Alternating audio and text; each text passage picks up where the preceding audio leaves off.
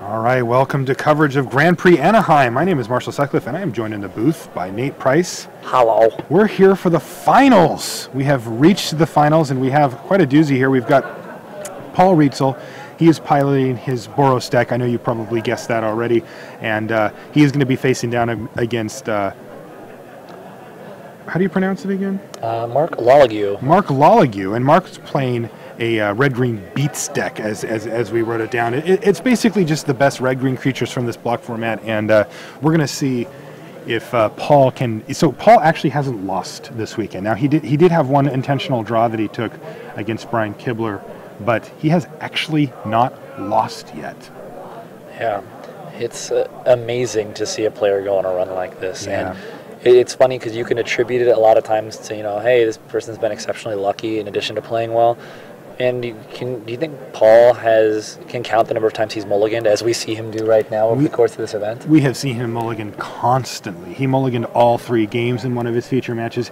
He mulliganed to 4 in one of his feature matches and won. This is not like, you can't say, oh, you're so lucky you mulliganed to 4 and won. Like, like the outcome was definitely in his favor, but he mulliganed to 4. Like, you're so lucky you had to discard 3 cards and start the game. Like, there's a lot to be said. Like, just like his deck, he understands it so well too. Like, his deck, as you put it earlier, it's a deck that is built on sequences. Yep. And he needs the certain cards. Like, it's very similar to the way that we see the tempo deck, the Spirit Group Bant Spirits deck, like being able to mulligan to like a low number of cards and still piece together the cards required to win. Like, it's just, there are cards he needs and cards that he doesn't want to see initially. Yep. If he opens a hand that doesn't have the cards he needs, it's as good as mulliganing. Yeah. So why not just mulligan? It might even be worse than the mulligan, right? I mean, he's Exactly. assuming obviously that the 6 that he gets here randomly are going to be better than the 7 that he had. Precisely. We made mention of the fact that Marc Lalague, his opponent, is playing red-green beats, but it's ironic because we've also made a big deal about how his deck is definitely going to have to adopt a less aggressive stance against the more aggressive version of Paul Rietzl's deck in a very classic Who's the Beatdown. Playing the control route, as we say. So you see Paul's now taking hard. One of the keys that we're going to see with Rietzl's deck throughout the course of this match is the 1-drops. His deck really thrives when he can hit a turn 1 Champion of the Parish or a turn 1 Stromkirk Noble. These are the cards that kind of propel this deck into its absolute best starts. Now, it has other ways to win. It's not that these cards are absolutely necessary for victory, but they make victory come very swiftly and much, much easier.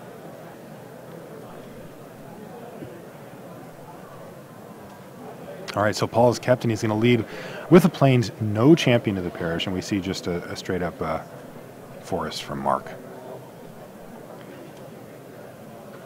Paul has no turn 2 play, and he's just going to pass the turn back, and we're going to see a Strangleroot Geist come into play, tapped and attacking in this case. A rare opportunity for him to do that. Yep. And Paul's going to pass the turn back. Now, Paul's running, I think, 3 copies of Midnight Haunting, so I wouldn't be surprised to see an end-step Midnight Haunting here from Paul.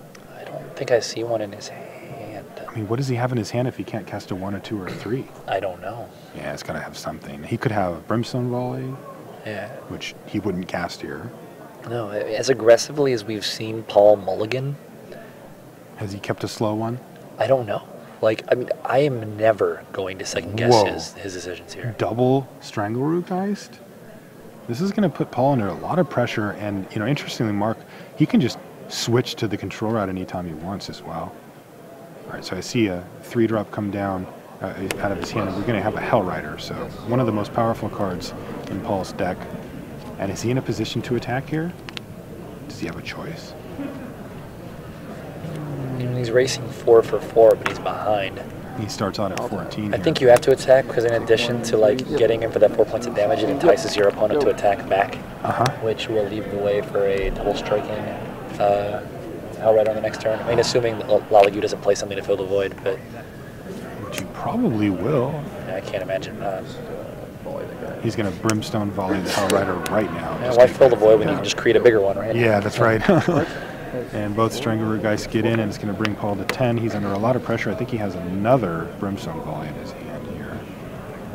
This is not a situation that Rietzl's found Outrider himself. too, but no, we haven't seen Rietzl on his back feet here, back on his feet here. This early in a game, at least. Yeah, he's just being beaten down. I mean, we called this deck Red Green Beats, the one that Lalague is running, and so far it's living up to its expectation. We see yet another Hellrider. So Paul kept the hand based on Hellrider and Hellrider, which makes for a lot of triggers. And of course, he had some draw steps in between that he could have hit a 1, 2, or 3 drop as well.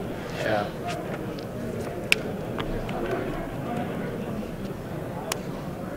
He's got so we see 5 mana, we see a pair, and that's going to be 8 damage. It's going to bring Paul to 2.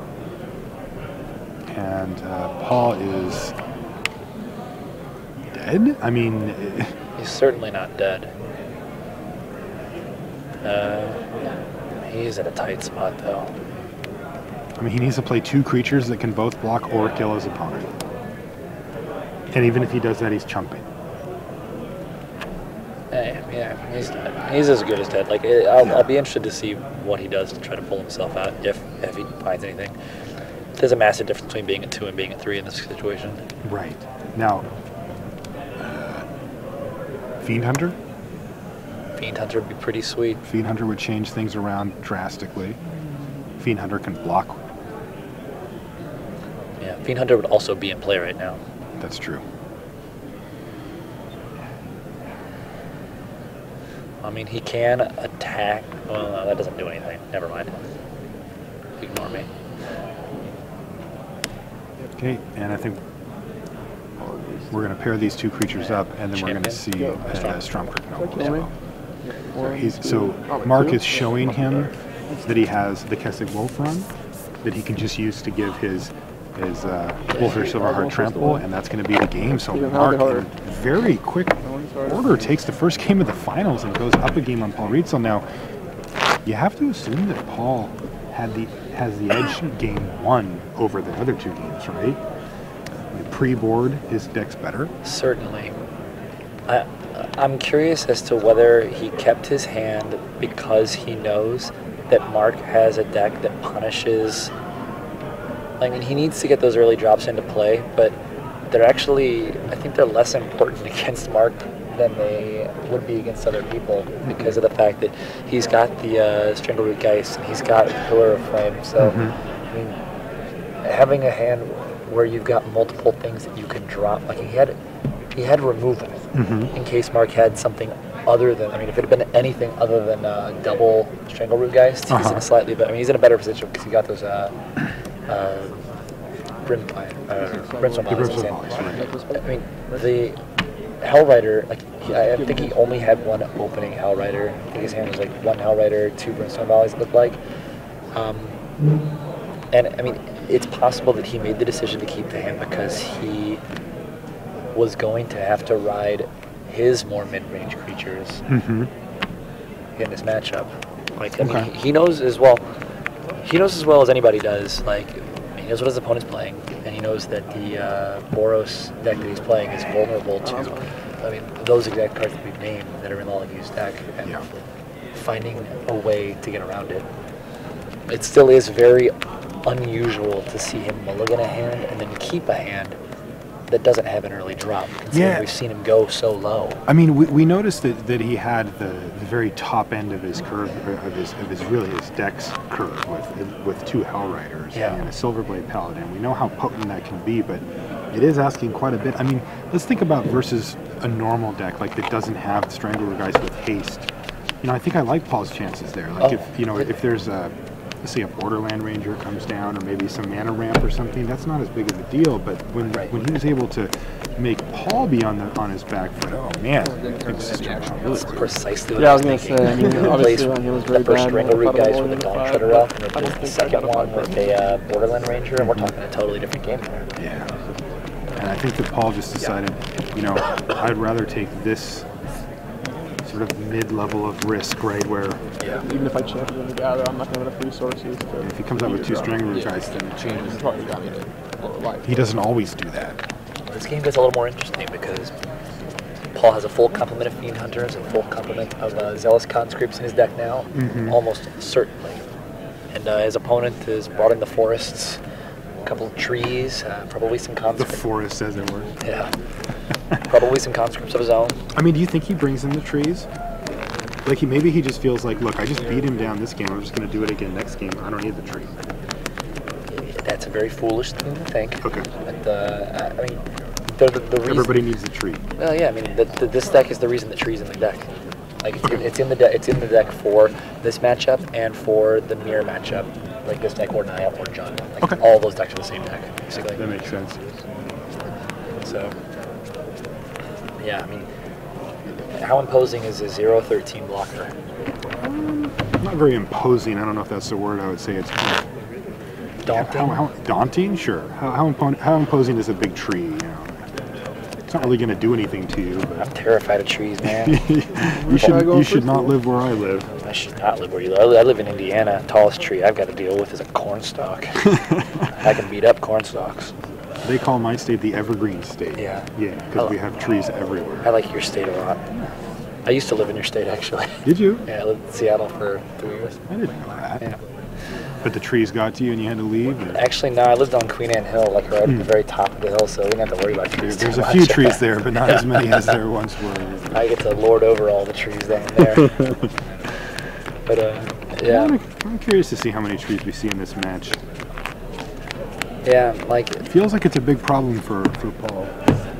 Yeah, but I mean, Paul, like, the 2 cards that we named that Paul's going to have a full complement of now, like, having conscripts and fiend hunters, like, they're good against tree. They're really good against the Silverheart, too. And, I mean, his deck, like, tree isn't the be-all, end-all in this matchup. Like, if he can get it teamed up with a Silverheart, it probably is. But at the same time, like, exchanging life total is different than just making your life total its toughness. Yes. So, like, at some point, the tree becomes less useful. Yeah, or it becomes like a one-shot thing where you can gain like 9 to 10 or whatever. All right, we're checking out our openers here in game 2. Marc Lalague is up a game, and Paul's going to have to find a way. He doesn't want to take his first match loss on the weekend in this particular match. Looks like 2 lands, a Cavern, Fiend Hunter. And Paul has to mulligan again. He has been mulliganing so much. Ironically, I mean, I don't feel bad about that. Like, Yeah, I mean, like it. You like it that he's mulliganing a lot? I mean, I do. You monster. Well, I mean, I don't like it for him, but I do at the same time because, I mean, I obviously don't want to see him go to less cards, but this is a conversation that I have with people all the time. Like, at Grand Prix, like, Martin Juza was one of the first person I really talked to about this. Like, mulliganing is the most misunderstood facet of Magic. Okay. Like, people just incorrectly mulligan all the time, and it's what separates. Like, it's really like one of the major things that separates the top tier players from everything else. Like, is proper assessment of hands. Yeah. And this fearlessness and ability to mulligan. Like, you don't find people like even mulligans that, like, it goes the other way too. Like, there are people who, like, will mulligan too much and mulligan away hands that they shouldn't. Like, these guys are able to make the proper decision and mulligan. Like, for him, like, for Paul, he knows what he's looking for and he's mulliganing to it. And then there are other plays, like John Finkel did this in the top 8 at Pro Tour Avacyn Restored. It didn't work out for him as well, but, like, he kept a hand that was seemingly a suspect hand, but it contained 2 pieces of the like 3 pieces of the 4-piece combo he needed. Like, he needed to get a Geist of St. Traft on the board, and he kept 2 of the proper mana sources in a Geist of St. Traft. He didn't get there, but it was right. He did not. It looks like Paul's kept this one, and he again does not have the 1-drop that he wants. I'm just pleased. He's trying to gather the townsfolk, which it looks like he's going to just play 1 here. He's got another one in his hand. So Nice. we're going to be seeing a lot of tokens, maybe a Hell Rider at some point, but we've seen 2 lands come into play both times. That mountain open from Lalague has to really make Rietzl happy. Yeah, but I mean, we need to see some mountains from Rietzl's side of the board here too. True. I mean, he has all white cards in hand, so it's not the worst, but it looks like Instead of Deflection, he's just going to play another one, and there was in fact a Divine Deflection in his hand as well, which can do some pretty serious work as we've seen this weekend. this is where things get a little dangerous, actually, because, like, Lalague is going to be able to toss some guys out there, but until this next turn, when Huntmaster of the Fells becomes an option, like, the ability to swarm really, really helps outright. So like he needs to get Lalague low and keep him there in order to make his reach have any effect. Yep. And right now he does not have the mana to do it. He's going to need to see a mountain soon to. I mean, right now, you know, the cards in Rietzl's hand don't require a mountain, so he's okay.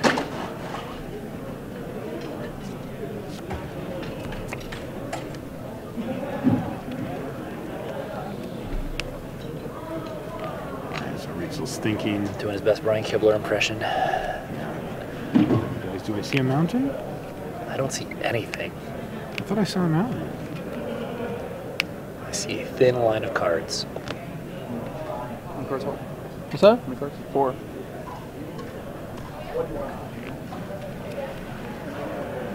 Head in hand. There he goes again. This is the difficult decision. Because this is what we're talking about. Like, this could be the game, right? Like, it doesn't seem like it. Maybe just, you know, if you're just watching, like, oh, well, he can attack or he can do some stuff. But, like, these are the decision points that are going to decide the fate of this game. And this is why he's spending so much time on it. Lalague has a Huntmaster of the Fells in his hand. Rietzl has to be aware that Huntmaster of the Fells is a very good card in this situation. He's trying to sculpt the next few turns, plan out exactly what's going to happen. And, I mean, I can't even begin to speculate that. I apologize. I'm a strict downgrade from LSB, I admit. But so Rietzl's going to use this opportunity just to get in for 2, and he's going to play, that's right, another one. So he still has 5 tokens on the battlefield, but no red mana in sight. Oh, wow, a second Master of the Fells. This is going to be a turn. That's a blasphemous act. That is a blasphemous act. Well then. And there is a mountain. Now, Rietzl's, okay, so we see a Brimstone Volley, there's a Divine Deflection. I think 2 Brimstone Volleys. Yeah, that's what I see. He's just going to pass. And there's a Huntmaster, which is pretty important here, since 2 Brimstone Volleys is 10. If Rietzl could find a way to get him down to 10, then it would have been in range potentially, but instead, he's going to be at 17, so he's really far off from getting burned out at this point. And Rietzl's going to waste no time in just using the Brimstone to kill it. Close to is pretty solid here, actually. Okay, so there's a threat, and when it actually starts attacking, it's going to be bigger than the Wolf token. Yep, it's got the ability thanks to the what's the card called again? It's not Triple Retreat. Slayer's Stronghold. Stronghold, thank you. And it looks like they got pillared. Never mind then. Whoa! Pillared right into Silverheart, and Rietzl's going to take 6. So all of a sudden, this board went from 5 creatures on Rietzl's side to 2 huge ones on Marc's side. My oh my! So Rietzl now is facing down lethal, exactly lethal. Now, we know that Rietzl has a Divine Deflection in his hand, so that he won't actually die to this, but this is going to be really tough for Paul to come back from. So he's going to prevent 4 of the next damage that's going to come to him, and he's just going to shake his hand. And we have a winner. Marc Lalague wins I don't know what's wrong. Grand Prix Anaheim. Look, he doesn't seem, he seems a little stunned maybe, but... The only I man myself I wasn't going to draw a mountain to for beat whatever Paul reason. Rietzl, I just you're didn't play looking my at it only right out, there. which was to draw a mountain exactly that turn, Man, oh man. I should have just Divine Deflection when he blocked the Wow. thing. Well, sweet. That was but if I kill the Ranger, he can still make He's still going to awesome shuffle example. just for good measure. But then, the next Hey, one I had maybe to just somebody yeah, should I'm tell still going to him lose he the game, won. but it doesn't matter. I always love players' reactions job, after man. they've won a Grand Prix. He looks pretty chill. I wonder how much of that is chill, how much of that is... Oh, there it is. There you go. Now we get the big smile from Grand Prix Anaheim winner, Marc Lalague. All right, congratulations to Marc Lalague for taking down this event, and he is the only guy in the whole field that was able to take